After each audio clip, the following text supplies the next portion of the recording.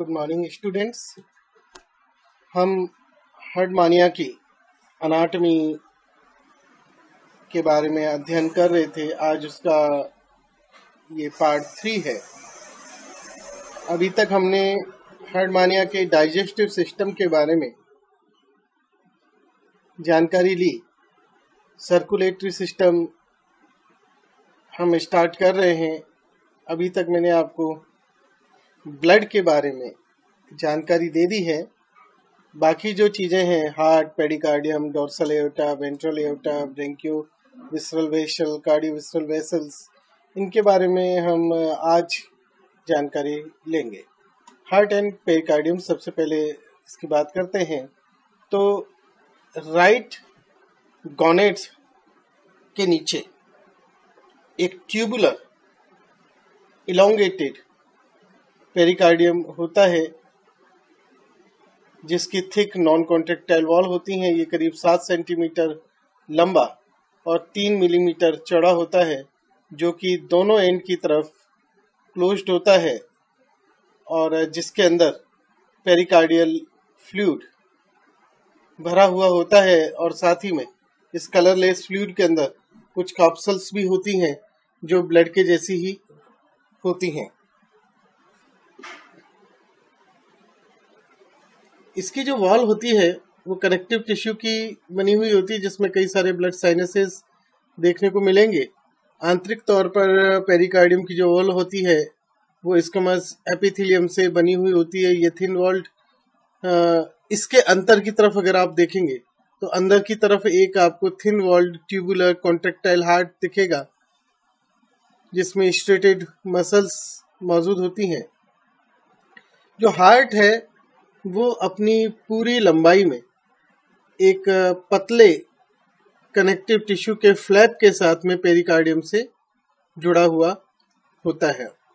Heart दोनों and पर open होता है। हार्ट और पेरिकार्डियम के बीच में एक पियर शेप बॉडी होती है, जो कि माना जाता है कि ब्लड फ्लो को रेगुलेट करती है। नाउ हम आगे बात करें ब्लड वेसल की। तो वैसे तो एसिडियंस के अंदर, ज्यादातर एसिडियंस के अंदर ट्रू ब्लड वेसल्स नहीं होती, लेकिन हर्टमानिया में आपको वेसल्स देखने को मिलेंगी। हार्ट से वेंट्रल साइड की तरफ एक वेंट्रल एओर्टा होता है, जो फेरिंजियल वॉल में मौजूद रहता है बिलो इंटेस्टाइन। वेंट्रल एओर्टा से ही हार्ट के पास से एक वेंट्रल टेस्ट वेसल निकलती है, जो कि टेस्ट को ब्लड की सप्लाई करती है। वेंट्रल एओर्टा से ही पेयर्ड ट्रांसवर्स वेसल्स निकलती हैं, जो कि फेरिंजियल वॉल में स्टिग्मेटा जो है उसके प्रत्येक साइड से, रोज के बीच में जो प्रत्येक साइड है, वहां से ये आपको देखने को मिलेंगी ट्रेवल करते हुए।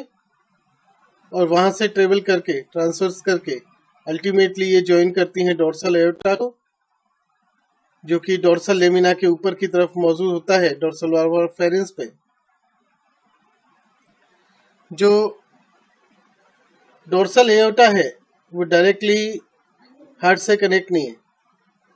पहले यहाँ से ब्रांचेज न्यूरल कॉम्प्लेक्स के लिए भी जाती हैं, और इसके बाद में पोस्टीरियरली ब्रेंकियो विसरल वेसल से ये कनेक्ट होता है। ब्रेंकियो विसरल वेसल इमीडिएटली ब्रांच हो जाती हैं और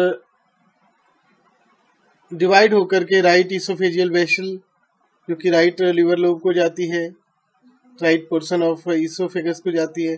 और इसके अलावा वेंट्रो इंटेस्टिनल वेसल, जो कि left portion of oesophagus, stomach, intestine, rectum, left liver lobe, left gonad आदि को जाती है।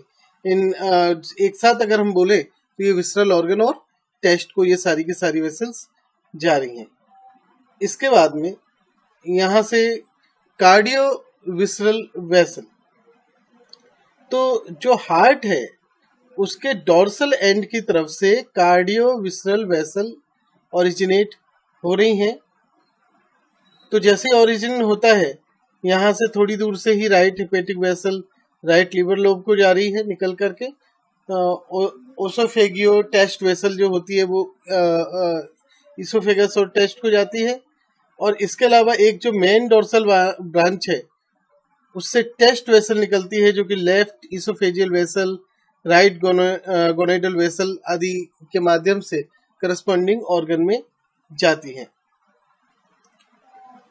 इसके बाद में जो डोर्सल वेसल है वो फर्दर एक्सटेंड होती है और उससे कई सारे सर्कुलर सब टेंटिकुलर वेसल्स निकलती हैं, जो कि एट्रियल टेंटिकल और साइफोनल वेसल जो कि एट्रियल साइफन तक जाती हैं वो निकलती है।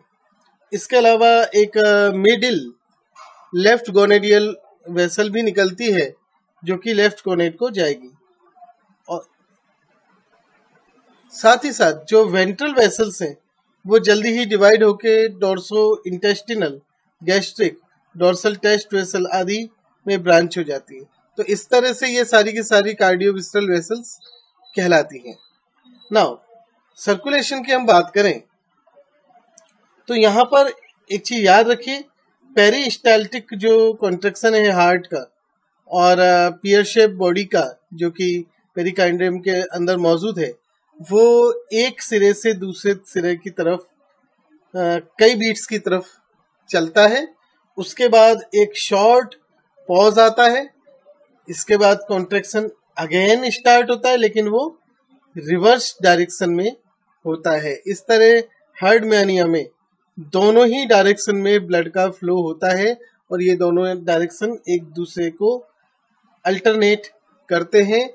ऐसा peculiar reversal of flow, blood का reversal of flow animal kingdom में कहीं और नहीं पाया जाता। इस चीज को आप नोट कीजिए, ये इंपॉर्टेंट है कि यहाँ पर आपको ब्लड का जो फ्लो है उसका रिवर्सल देखने को मिलेगा और ऐसा रिवर्सल